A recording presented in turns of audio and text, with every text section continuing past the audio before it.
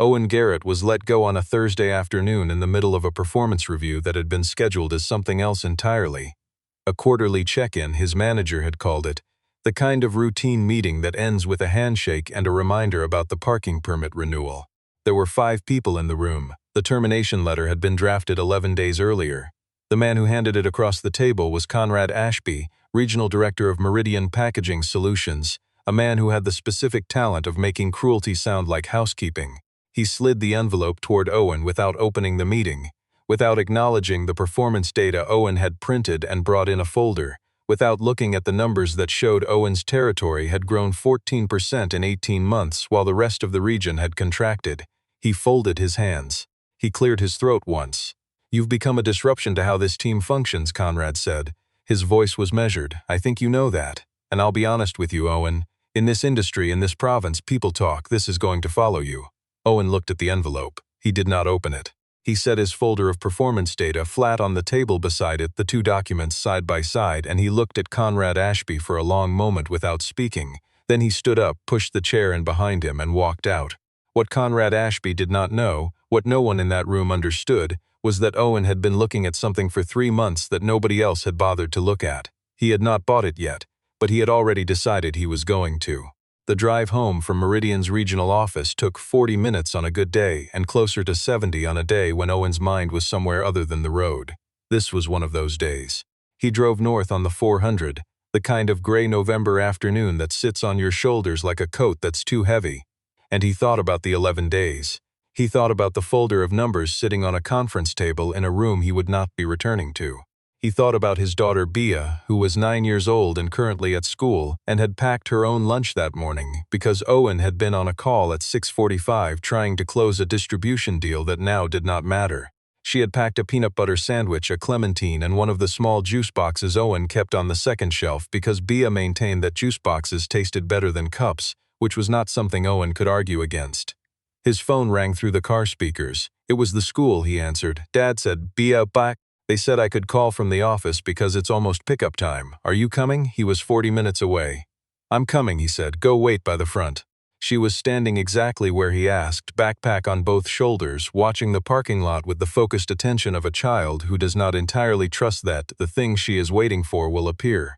When Owen's truck pulled in, her expression did not change dramatically. It simply settled the way a held breath releases. They drove home mostly quiet. Bea ate a granola bar and asked him once if he was okay. He said he was thinking.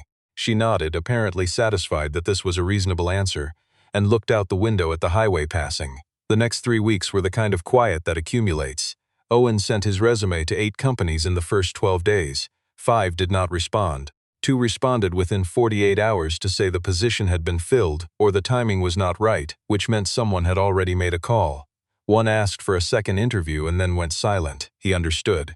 Conrad Ashby was a man who made phone calls the way other people sent Christmas cards, routinely, and to a long list.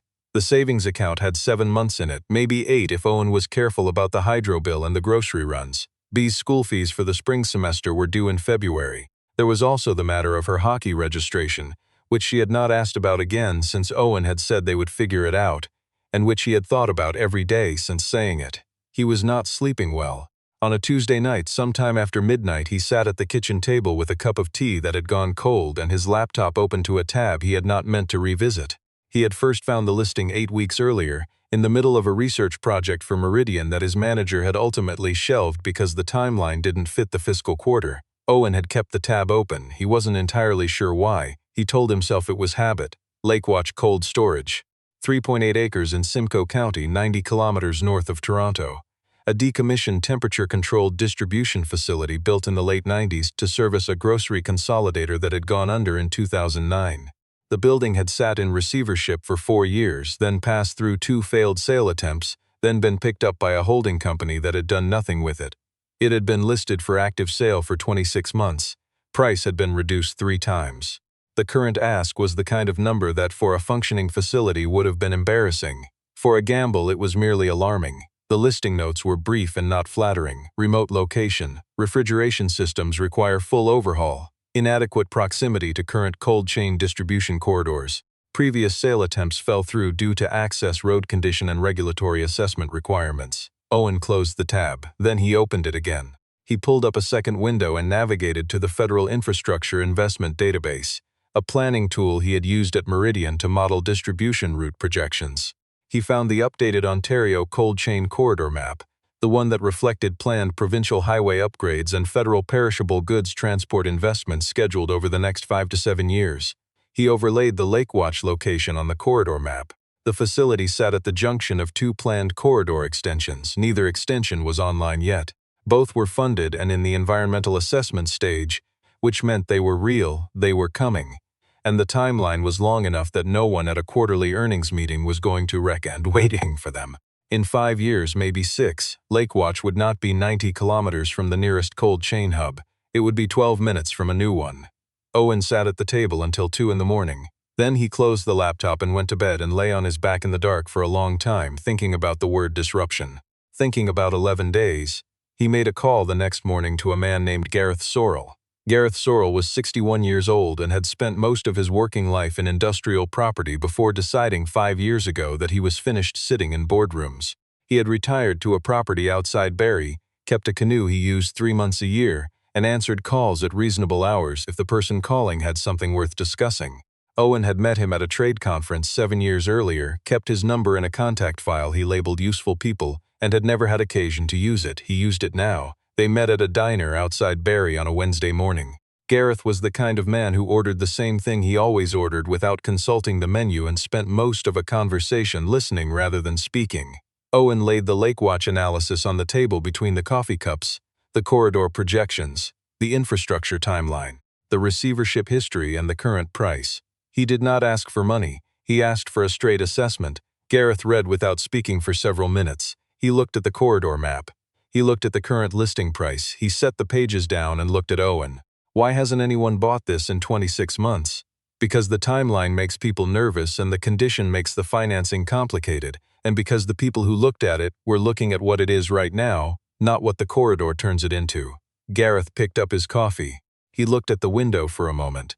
The access road issue is real, he said. The refrigeration overhaul is going to cost more than anyone tells you up front, and there's no guarantee the corridor comes online on the schedule they're projecting. Government timeline slip, I know that. So you're carrying a broken facility in a location that currently doesn't work for 5 or 6 years, on the bet that the infrastructure arrives on schedule, or close enough to schedule, Owen said. Gareth set his cup down. He looked at the papers again, then at Owen, with the expression of a man calculating something that isn't on the page. Conrad Ashby is the reason you're sitting in this diner instead of an office, isn't it? It's one reason I had time to look at this carefully, Owen said. Gareth was quiet for a moment. Then he made a sound that was close to a laugh.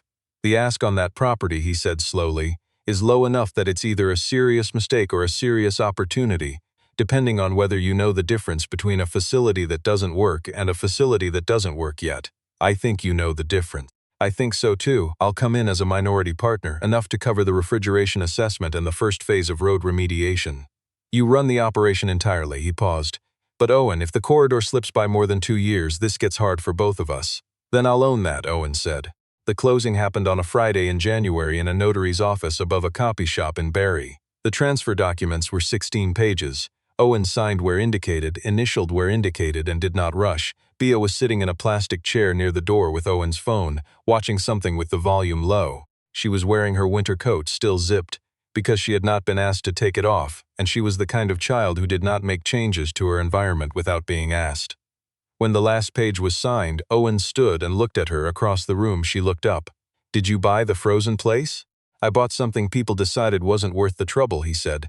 We're going to find out if they were right. Bea considered this, the way she considered things that felt important to her, with a slight frown, looking at the middle distance.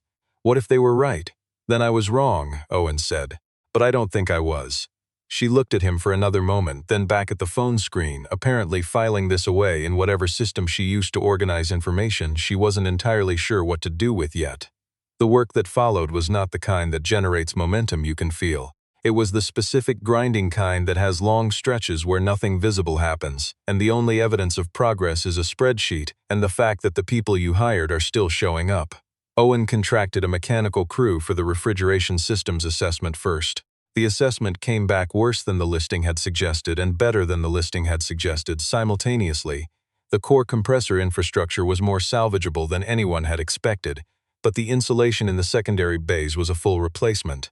Owen sat with the revised numbers for 2 days. He made the call to proceed. He hired a crew of 6. He paid them on time every time, even in the months when doing so required him to eat lunch at the site because driving home and back wasn't worth the fuel. The crew noticed. They worked beyond what the contract specified, because the man running the job treated their hours as if they had value, and because there is something about working for a person who is clearly not going anywhere that makes you not want to go anywhere either.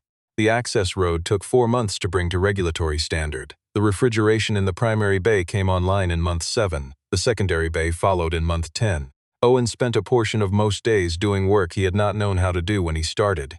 Reading structural load assessments without needing a contractor to translate them, understanding which refrigeration suppliers padded their timelines and which ones needed payment milestones to stay honest.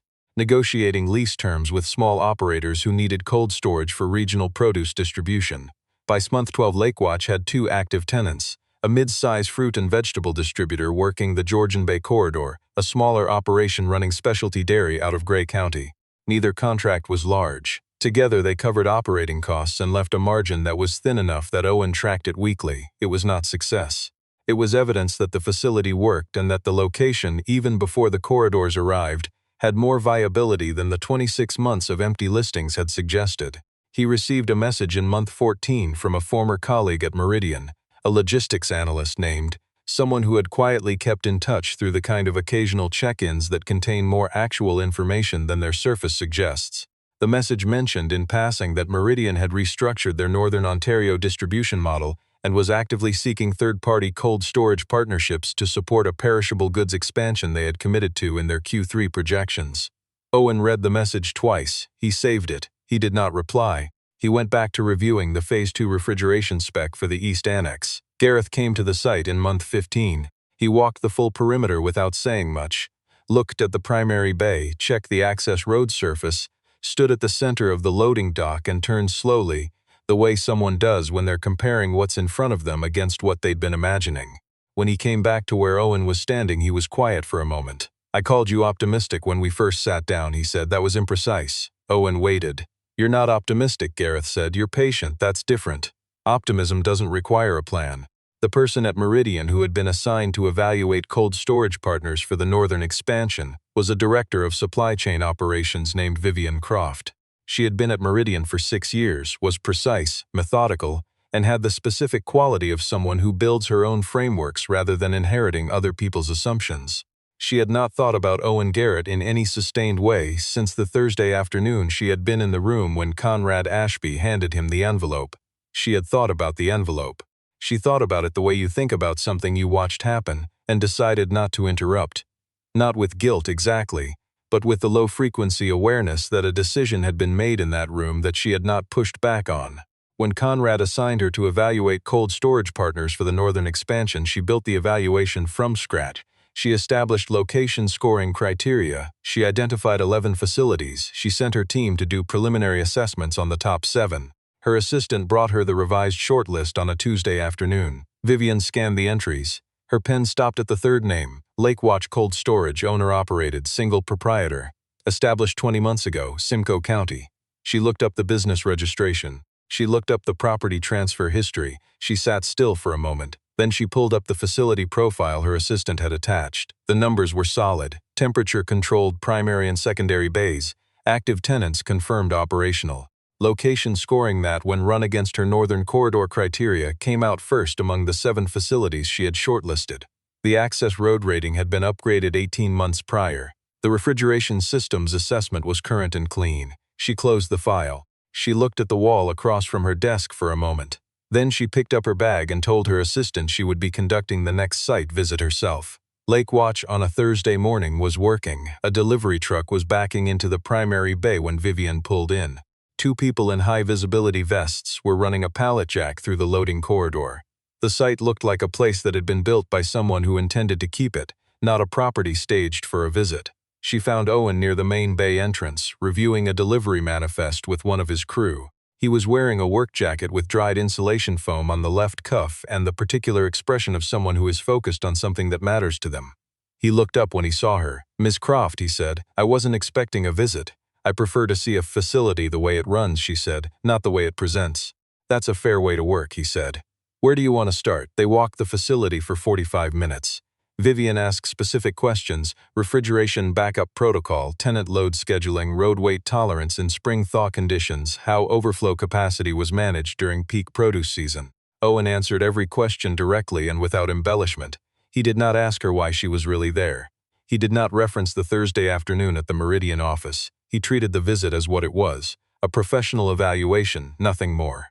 By the time they reached the East Annex, Vivian had filled 5 pages of her notepad. She stopped at the exit and looked back at the facility. You built this in under 2 years, she said. 20 months, Owen said. She nodded once. They shook hands at the entrance.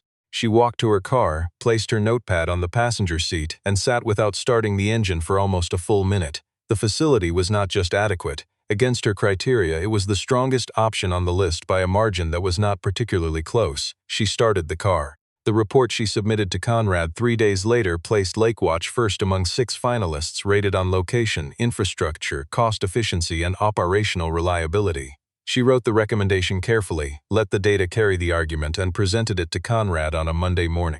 He read until he reached the second paragraph of the executive summary, where the facility name appeared. His expression did not change in any large way. It simply closed, the way a door closes when someone on the other side has leaned against it. He took a pen. He drew a line through the Lakewatch entry. He set the report face down on his desk.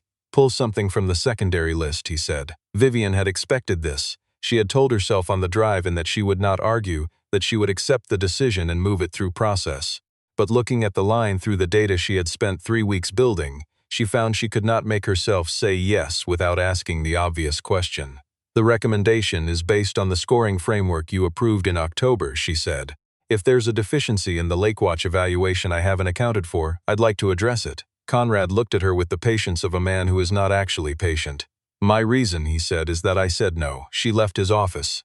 She sat at her desk and looked at the corridor map on her screen. The same federal projection data she had pulled twice since evaluating Lakewatch. Trying to understand why the location scored so strongly, she understood it now. She had understood it the moment she stood in the primary bay and saw how the refrigeration layout aligned with the planned corridor extensions. Owen had bought a facility that was worth very little as it sat, in a location that didn't work yet, on a calculated read of infrastructure data that everyone responsible for a quarterly number had decided was too far out to matter. He had done that with his savings and 20 months of his life. After being handed an envelope in a room full of people who watched it happen, after being told by the man who handed him the envelope that this would follow him, and he had been right. She picked up her phone. She looked at the number for a long time before she pressed it. Owen answered on the second ring. This is going to sound unusual, Vivian said, but I think you should know that Lakewatch may be removed from the Meridian shortlist not because of the evaluation, because of something else. There was a silence.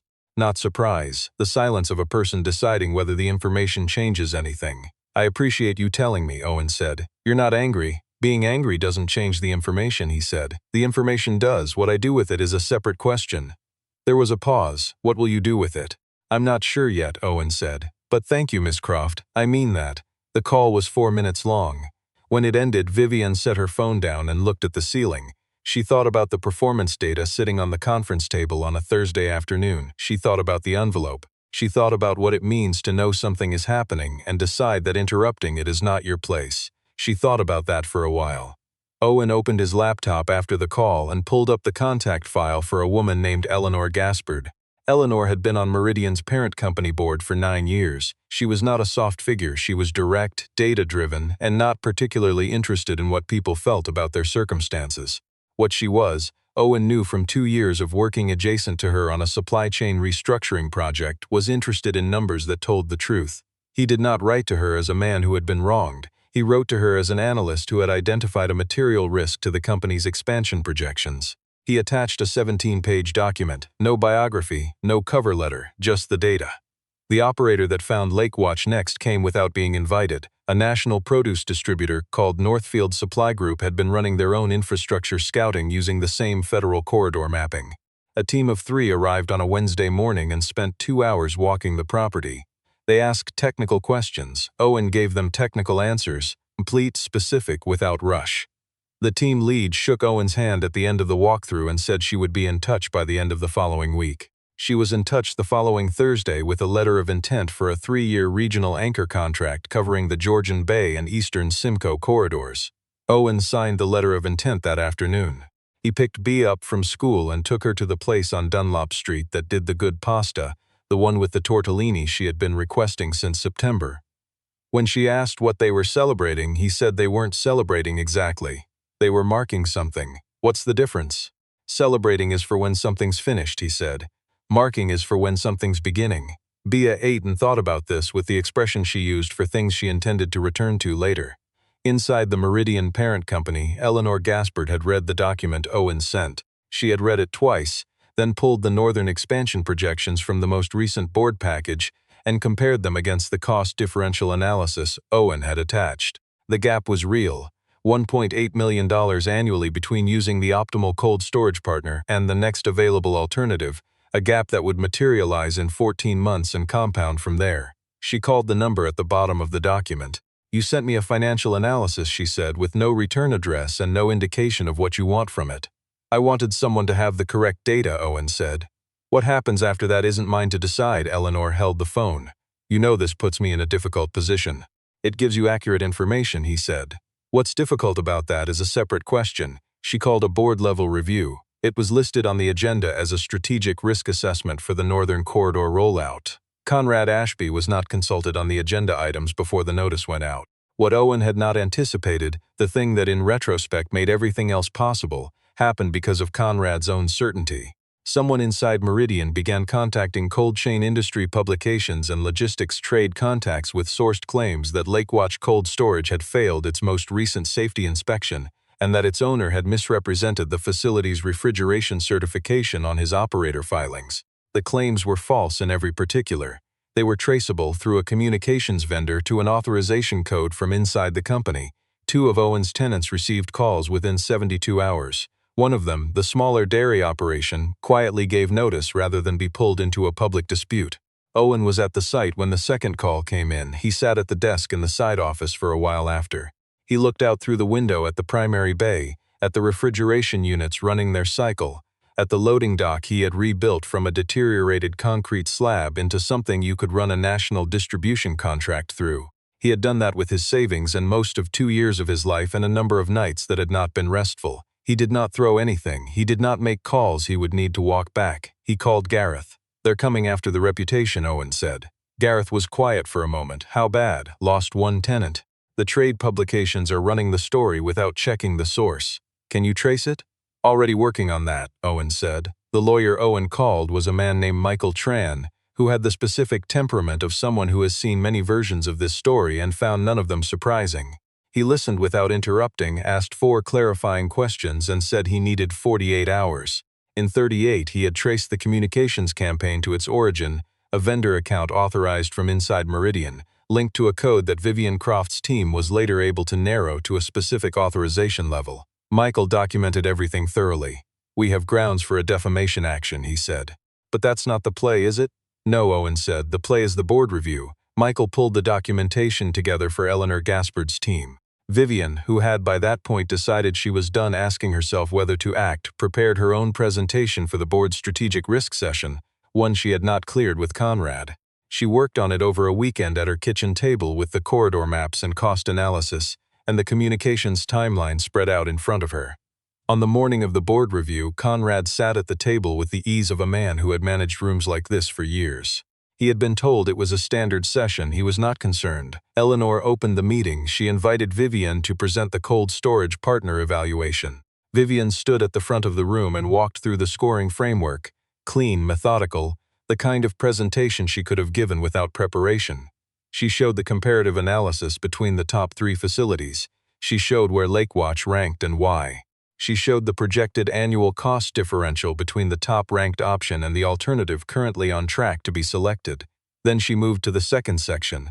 The slide was a timeline. It showed the communications campaign. It showed the vendor account. It showed the authorization trail. The decision to remove Lakewatch from the shortlist, Vivian said, and her voice was level, was not based on facility performance. It was not based on safety concerns or certification deficiencies. Those claims currently circulating in trade publications are unsupported by any inspection record on file and originated from an internal authorization at this company. She paused. The cost of that decision in operational terms is $1.8 million annually. The legal exposure is something Mr. Tran can address if the board chooses to ask. The room was quiet in the way rooms go quiet when everyone stops pretending something is not happening. Eleanor looked down the table. "Conrad," she said, in the tone of someone who does not need volume to make a point land, "is there anything you want to address?" Conrad straightened. "The board doesn't run operations," he said. "I do." Eleanor looked at him for a moment. "The board selects who runs operations," she said, "and the board reviews that selection when presented with material evidence of decisions that expose the company to financial and legal risk." She turned to the other members.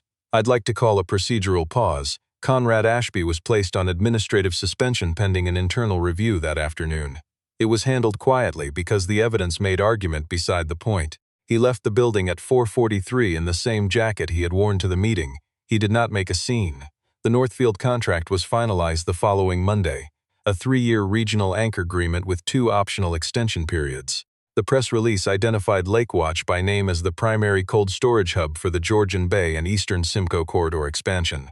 Within 2 weeks, Owen received preliminary inquiries from 4 additional operators. 2 of them were companies he had contacted 19 months earlier and been politely declined by.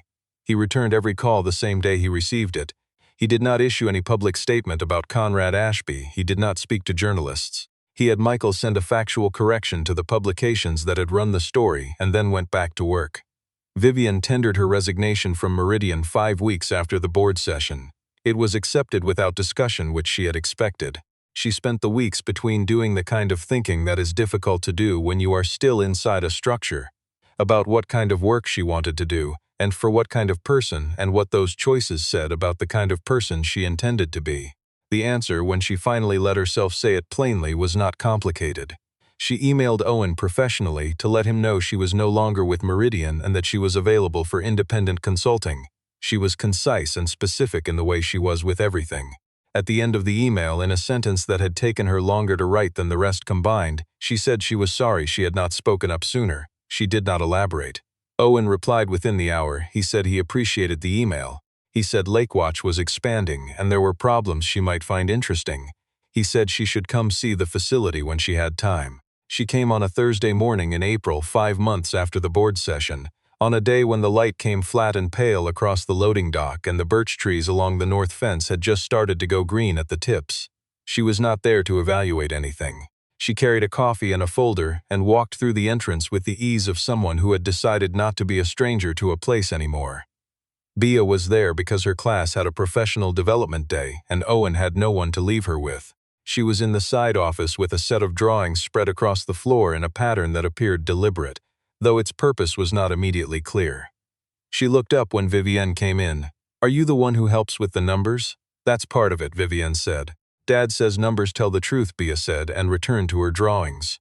Owen was at the desk with the Phase 2 expansion plans in front of him, an additional 2.1 acres on the adjacent parcel, an extended loading corridor, a blast-freeze annex for the pharmaceutical cold chain clients who had begun making inquiries through Northfield's referral network. He looked up when Vivienne came in. He took the coffee she held out and they stood side by side looking at the drawings. "Phase 2 is nearly as large as the original build," she said. "The original was proof that the location worked," Owen said. "This is the actual plan." She looked at the plans for a moment. "You had the actual plan when you signed the first contract?" "Yes, you just couldn't say it out loud yet." Owen looked at her. He didn't answer, but the way he didn't answer was an answer. They worked through the folder she had brought for the next 2 hours.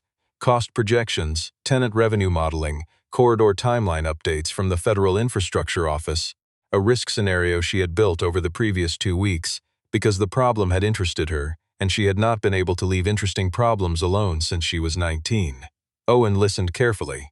He asked questions that went to the center of each issue and made notes in the margins of her pages in the shorthand of someone who has been working numbers in the field rather than in a conference room. Bea appeared in the doorway at some point and announced that she was hungry. Vivienne said there had been a food truck parked 2 blocks down when she drove in. Bea looked at her father. He looked at Vivienne. Then he said they should probably take a break anyway. They walked down the block in the April afternoon, Owen and Vivienne and Bea, who walked between them and provided a continuous assessment of every vehicle they passed, its make, its probable speed, and whether the driver looked like someone who knew what they were doing. The food truck turned out to be a pierogi truck, which B declared immediately acceptable, and they ate standing on the sidewalk outside Lake Watch while the conversation moved away from numbers and into the kind of easy, inconsequential talk that happens between people who have been through something together and know what the other one is made of. Walking back, Bea reached up and took Owen's hand. Then, without looking at Vivian and without breaking her account of the pierogi truck driver's apparent parking technique, she reached up with her other hand. Vivian took it. They walked the last half block to the entrance of Lake Watch Cold Storage like that, the three of them, in the flat April light. Inside the office, Owen stood at the window that faced the primary bay. The Northfield trucks were running their afternoon cycle, arriving on schedule, loading on schedule, pulling out in a clean line down the access road toward the eastern corridor where the provincial construction crews had already broken ground on the first highway segment that most of the industry had not yet priced into their plans. He had bought what no one had wanted. He had built it while the people who told him it would follow him went on believing that it had. The last truck cleared the gate and turned north. Owen watched it until it disappeared past the birch trees, carrying the first load of the afternoon toward the corridor he had been looking at on a screen at a kitchen table 2 years earlier, with a cold cup of tea and 7 months of savings and a daughter asleep upstairs, and the only thing he had to work with was a map and a read that everyone else had decided was not worth the trouble. Then he turned back to the drawings on his desk and went back to work.